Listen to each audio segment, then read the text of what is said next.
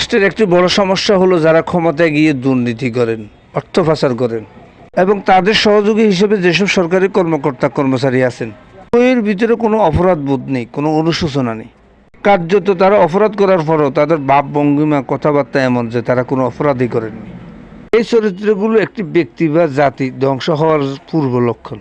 এরা মুখে বলছেন অপরাধী না, অথচ এরা চোরের মতো অপরাধী হয়ে পালিয়ে বেড়ায়।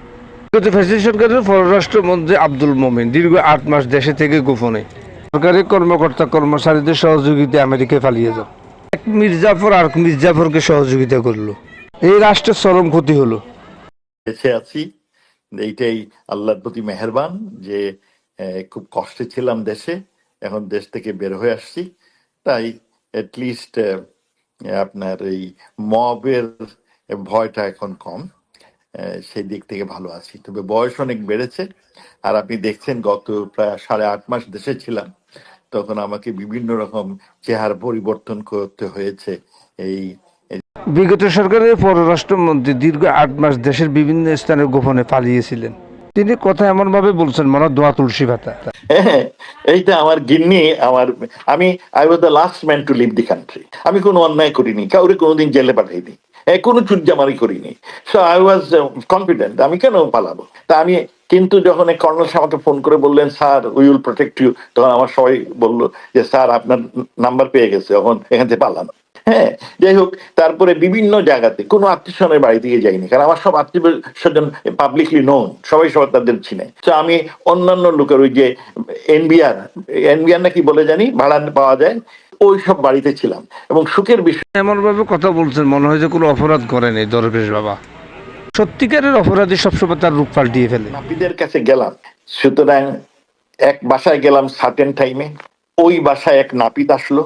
হ্যাঁ, এটা আমার বাসা না, আরেকজনের বাড়িতে, যাতে ওই নাপিত কাউরে বলতে পারে না কোথায় আমার সাথে দেখা হচ্ছে।